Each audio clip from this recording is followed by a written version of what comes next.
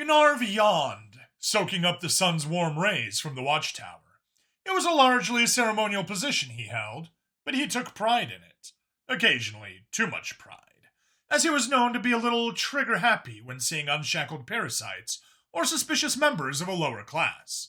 He scratched his chest absent-mindedly as he lounged in the comfortable batted chair he had brought up on his first day, his colorful, decorative cloth armor trapping in that delicious heat from the sun. Stretching lithely, the Geknosian closed his eyes for a moment, enjoying the serene, sunny day. A shadow blocked his light after a moment, making him crack an eye open to see what had disturbed his sunbathing.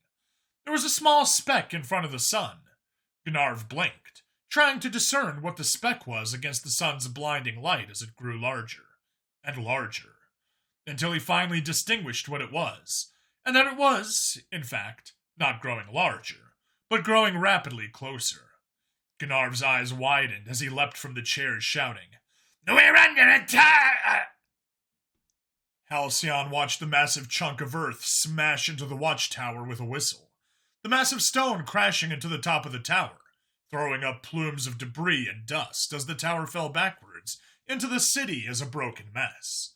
Looking at Thomas as the massive machine hefted another, slightly smaller boulder and tested its weight, before winding back like a baseball pitcher. Damn good throw, Thomas! Hit that other tower a little ways down the wall. Let's stoke the fire a little. The machine didn't respond, calculating the trajectory as Halcyon turned around, addressing the men, women, and androids that stood at the ready through the legs of their agrabot phalanx, weapons primed, faces and armor doused in green pigment procured from the wasteland grasses. Raising his voice, he gave the order. When Thomas throws that rock, we charge! They probably already know we're here, so double time it, folks! Last one through the gate pours everyone else's drinks, whether it's at a watering hole or the afterlife.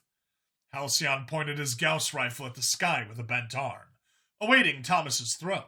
With the sound of clacking servos, the machine leaned back, lifting a foot for balance as their arms started to rotate forward at the shoulder. The machine's foot began to fall forward as the arm completed a full revolution in its socket, starting another as Thomas's front foot touched the ground, back one digging in deep as they bent forward and hurled the stone by locking their arm in place with an almighty clang of metal-on-metal contact. Halcyon dropped the rifle, pointing it out straight towards the smaller gate they intended to break through. Charge!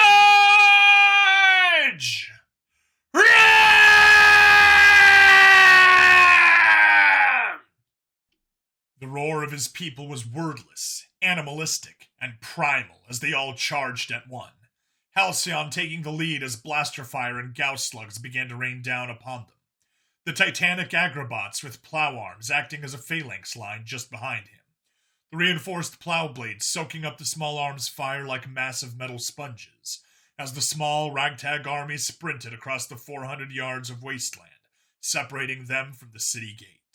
A Gauss slug slammed into Halcyon's chest plate, eliciting a grunt of annoyance as it felt like he was punched. Hard. In the pec.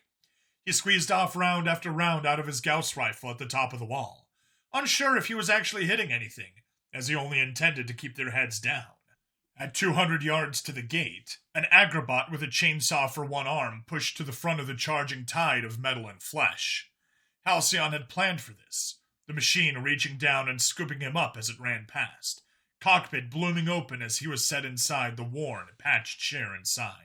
A probe jacked into a port C-47L had installed at the base of Halcyon's skull, the cockpit shuttering closed as he initiated the neural dance, required to sync with the machine's AI core, as C-47L had instructed. Pride, purpose, dedication, contentment.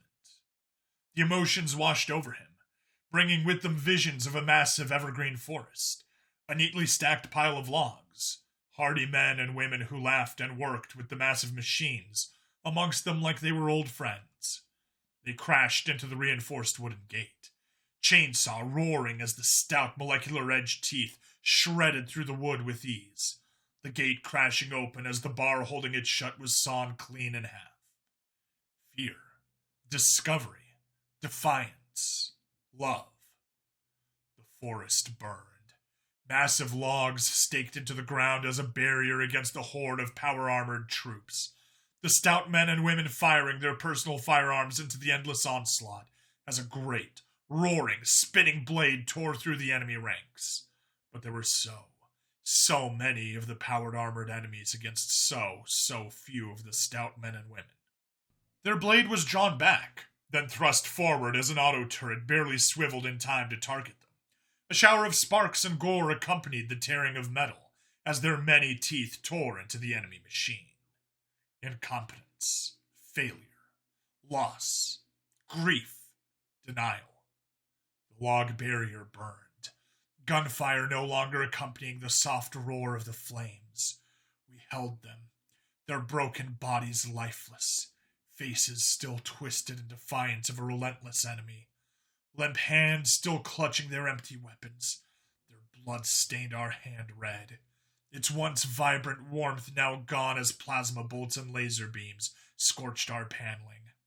How we wished they would move just a little. Take one more ragged breath. But they wouldn't. Because we failed them. Their hand crashed into a group of Geknosion guards who'd stepped too close trying to attach an explosive charge, sending them flying into the air broken and limp. The sound of heavy vehicles approaching rapidly was overshadowed by the battle cry of hundreds of determined voices as they swarmed around their legs.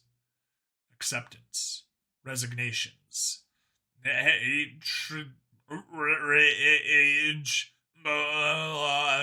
lust,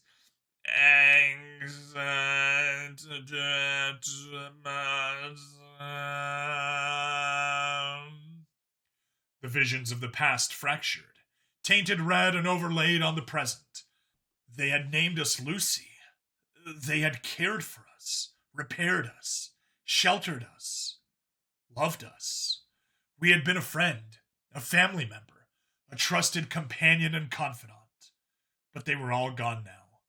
Their secrets, passions, thoughts, and ideals all spilled out on the forest litter. The enemy, a mockery of both man and machine, stood before them, laughing at the earthly forms of those we loved. They were one, their movements, emotions, and intelligences synced as they dashed forward, leaping over the heads of their new family as Galax and troop transports barreled down the boulevard towards them. Trash, scum, rot that these lizards were.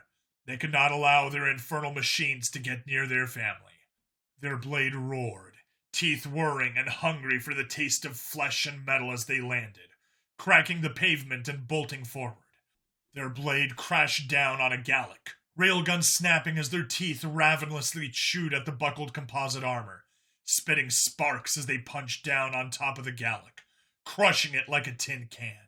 They ripped their blade free, teeth roaring with hunger as a plasma burster orb detonated against their face, sending them skittering back as they fought to remain upright. Regaining their balance, they quickly stomped a troop transport that tried to skirt past them. Screams cut short as purple gore gushed from the cracks in the metal.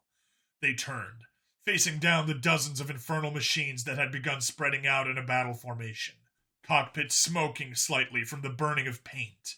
They readied themselves for a long, arduous battle. Drake sat with his legs crossed in the merchant's office. It might as well have been his with how often he slept and secluded himself inside of it. Eyes closed, he listened, and felt the soft push and pull of the souls inside as they meshed with his own. He knew them all by name now, their wants, desires, regrets, and unfinished business.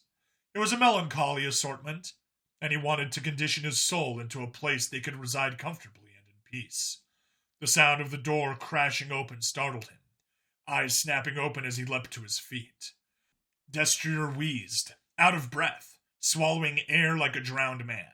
Before Drake could ask, Destrier urgently panted between inhales. Southern Gate, a battle in progress. Humans, lots of them, fighting hard. Squadron of Galax, en route. Destrier huffed and puffed.